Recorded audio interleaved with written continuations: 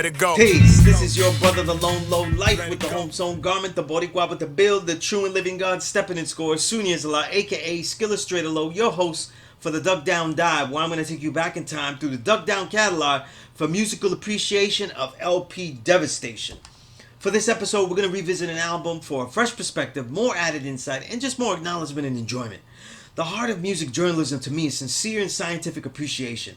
So for this episode, the LP is The All by Smif-N-Wessun in 2019. I heard some ask me to do The Shining, but that's not an official Duck Down music label album. More important, it's a classic of classics, and many great things have been said about it. So as Tech said on Testify, they said take him back to The Shining, but they don't know the shape that my mind's in. Now, one of the greatest mistakes in all journalism on the arts is that it is mostly as rigidly misguided by the likes and dislikes of the audience it writes to. You combine this with the compulsive, vile calculation of our likes and dislikes by the record labels, and you have journalism of the arts corrupted by the media and the sellers of the arts, like record labels, combining to peddle profit and support manufactured arts, as opposed to us receiving arts as the creations of worthy individuals, such as the next unknown individual or the artist we come to revere. We become consumers, not participators of support and interaction with the arts of our community. In our case, arts that are countercultural. Yes, countercultural.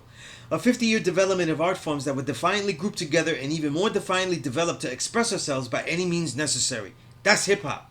So when I see reviews as one recently I saw in The Devil's Utensil, you'll get that later, looking back on Wu-Tang's Enter the 36 Chambers, now I won't even speak on the era of labeling the teachings of my 5% Nation of Gods and Earths as Muslim, but about the era of classifying music. It said, quote, more than anything, it's a testament to pop culture's power to create and forge brotherhood.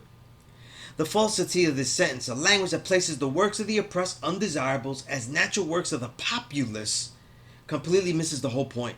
Pandering misjournalism as this is why hip-hop and its worth is so desensitized, and even why we expect our hip-hop greats and legends to reproduce the classics we love the same way again and again ad nauseum. Now let's look at Smif-N-Wessun, one of the most brilliant displays of brotherhood in the history of music to me. They are the epitome of what I mean countercultural is. That they don't owe a damn thing to the commercialism of their expression. They have defined their principles, ethos, spirituality, and path of their cultural creativity, learning of themselves as black men in this wilderness. When they are apart, we can see the depth of their contributions of macro and micro street consciousness. That is Tech's ability to capture the day-to-day mentalities of the hustlers in hell, and Steele's gift for poeticizing our struggle from the grand scheme down to the whole team. When they merged to make The All, they have made an LP that truly became a score worthy of holding us up through the hellish pandemic and unruly mandates that still affect us today. Its value today is still felt and must be commended. The duo did not just repeat the best of what they did on The Shining in 1995, no other brilliant works as 2005 Smif-N-Wessun's Reloaded. They sought a soulful sound and groove that leaves the pocket openings for some of the greatest flows of melodious grit recorded. To spend time comparing this to other works ought to be a mere quick test of acceptance. The drums, mainly from Ninth Wonder and Crisis, knock crisply with strong variations and matching success. That is, the right drums to the right sampled orchestras. Primarily in the mid-tempo, the skill sets of the duo are what makes the songs constantly become anthemic. There's the great sequencing of the album, gliding along powerfully, allowing us to move with them emotionally and deliberately, as on the epic Education of Smif-N-Wessun intro, with E. Jones laying down the beautiful, lengthy beat anticipation with a cappella versing on a simple choir. The Crisis bass drum blasting on Testify. The emotionally reminiscent Dreamland to the airy ambience created from the bass grumble and stuttered keys from Crisis. There are also really great sampled soul grooves between many of the songs.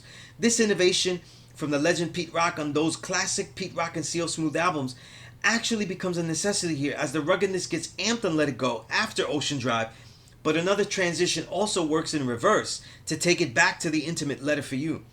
This diverse musicality that is steeped in soul, mid-tempo drums that are produced exceptionally. The drums, the way they get emphasized in distorted amplification by the tri-thump plucks on Ninth Wonder's The All, or the smooth We Good, where the drums are actively refreshing and sandy hi-hats and piano bass thumps that are sparse enough to give it a lighter aura. Then Stephala, where Crisis keeps the long snare drum with the surround sound bass line right next to the trumpet call and cascading piano line. We're looking for extremely filtered drums and drowning bass lines as The Shining, right? I ain't mad at you. But then we miss the quality of the productions here. We're not ready to hear then that this duo rhymes with more mastery in the cipher. Mastery in the cipher, MCing, than they ever did before.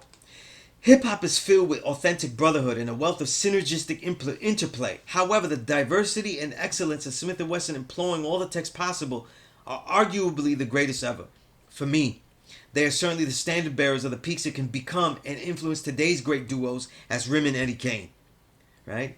Smif-N-Wessun's synergy isn't just performative, but an extension of their brotherhood, the cohesion of family as in the larger boot camp clique crew, and the unity of our people against oppression and for a more positive community, the major themes of all their work.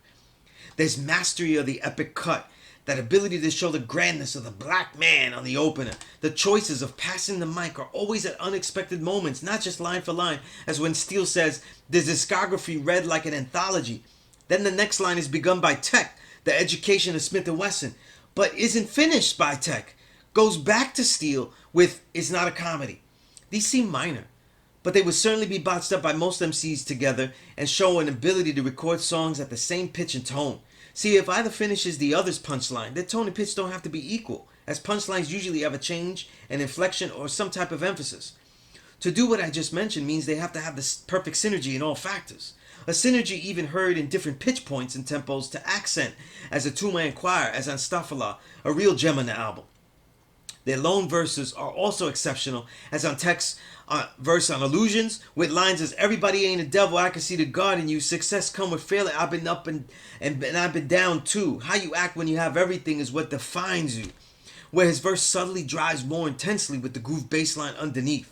Or Steele with the anthemic closing verse on the LP on One Time, with lines as "To whom much is given, much is required. We took the hatred gave us, built an empire. Hey, you better recognize, ain't no movie where movies come with the weaponized. That's a Tim's and Hood check. If heads ain't ready, realize the real threat." This is all smoke. This is all smoke. Listen, not just to the pausing, but the complete stops on lines with an easy dive back into the pocket with intensity. The content is so much more on display this way, and his voice stretches the punchlines longer, giving it a melody. They both do this constantly throughout the album. Quotables abound throughout the album because of their stylistics, but also each song has distinct topics of execution, not just for the chart, but in the art of putting life into art, the more important thing. For me, this is an essential LP to a legendary duo's catalog in hip-hop. I'm thankful to have it as a score in these hells then and now. Peace to all the producers on this project and the Supreme Brothers Tech and Steele, inspirations truly. Peace to Dug Down Music, and if there's an album that you'd like to hear me build on, let us know in the comments. Until next time, I'm Sunez aka Skillustrator Low, and this has been another Never Respect Fake broadcast. Peace.